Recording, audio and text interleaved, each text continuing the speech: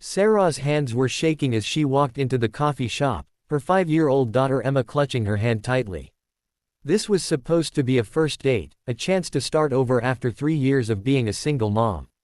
But the babysitter had cancelled last minute, and Sarah had no choice but to bring Emma along. She fully expected the man waiting for her to stand up and walk out the moment he saw them. After all, that's what had happened the last 2 times she'd tried dating. Nobody wanted a package deal. Nobody wanted complicated. But as she approached the table where Jake sat waiting, something unexpected happened. He didn't frown. He didn't check his phone and make excuses. Instead, his face lit up with the warmest smile she'd seen in years.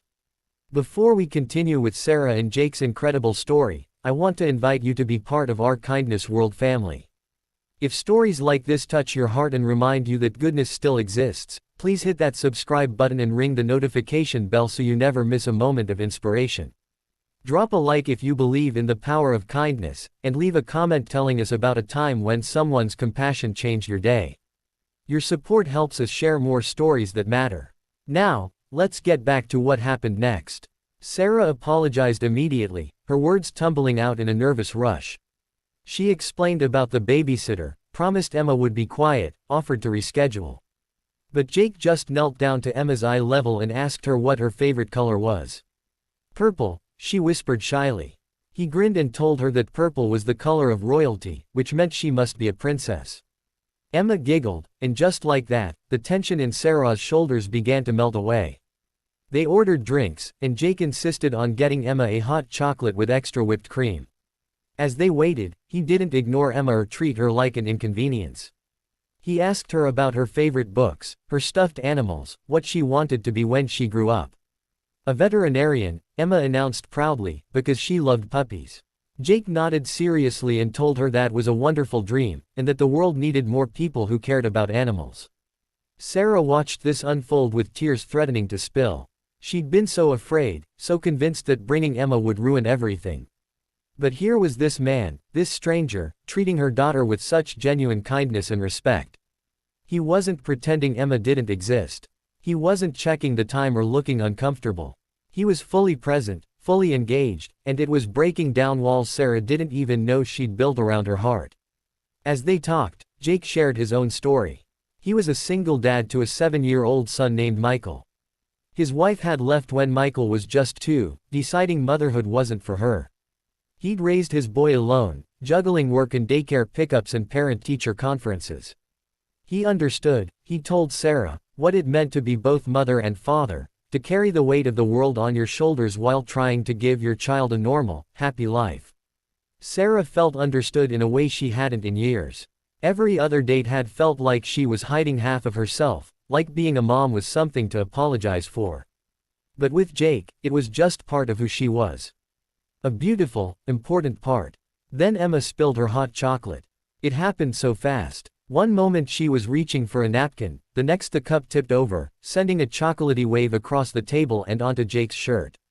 Sarah's heart sank. This was it. This was when he'd lose his patience, when his kindness would crack and reveal frustration underneath. But Jake just laughed. Not a forced, polite laugh, but a real, genuine one. He grabbed napkins and helped clean up, telling Emma about the time Michael had spilled an entire bowl of spaghetti on his head during dinner. Emma's tears of embarrassment turned into giggles, and Sarah felt something shift inside her chest. Hope, maybe. The feeling that good men still existed in this world. They ended up staying at that coffee shop for 3 hours. Jake drew pictures with Emma on napkins. He taught her a silly song about a dancing elephant. He listened to Sarah talk about her dreams of going back to school, her fears about raising a daughter alone, her hopes for the future. And he shared his own vulnerabilities too, his worry that he wasn't enough for his son, his fear that he'd never find someone who would accept his family as it was. When it was finally time to leave, Jake walked them to Sarah's car. Emma hugged his leg spontaneously, this little girl who was usually so shy around strangers. "Thank you for being nice to my mommy," she said, her voice small but clear. Jake's eyes got misty, and he hugged her back gently before standing to face Sarah. "I'd really like to see you again," he said. "Both of you. Maybe we could do something with the kids next time. A park, or the zoo. Because here's the thing, Sarah. You're not just a woman I'm interested in. You're a mom, and Emma is a part of you. I wouldn't want it any other way. Sarah couldn't hold back her tears anymore. She'd spent so long thinking she had to choose between being a mother and being a woman worthy of love. But here was someone telling her she could be both, that she was enough exactly as she was. That first date was 5 years ago. Sarah and Jake got married 2 years later, blending their two families into one beautiful, chaotic, loving unit. Emma and Michael became best friends, partners in crime, and eventually, each other's biggest supporters. The family they created wasn't perfect, but it was full of kindness, understanding, and unconditional acceptance. Sarah often thinks back to that day in the coffee shop, to the moment she walked in terrified and certain of rejection. She thinks about how one person's kindness, one person's willingness to see beyond expectations and embrace complexity, changed the entire trajectory of her life. That's the power of kindness. It doesn't just make a moment better. It can change everything. It can take fear and turn it into hope. It can take loneliness and transform it into family. It can show someone who's been hurt that love still exists in this world, patient and gentle and real. So the next time you have the opportunity to be kind, especially when it's inconvenient or unexpected, take it. You never know whose life you might change. You never know what beautiful story might begin with your compassion. Because kindness isn't just nice. It's revolutionary. And it just might change everything.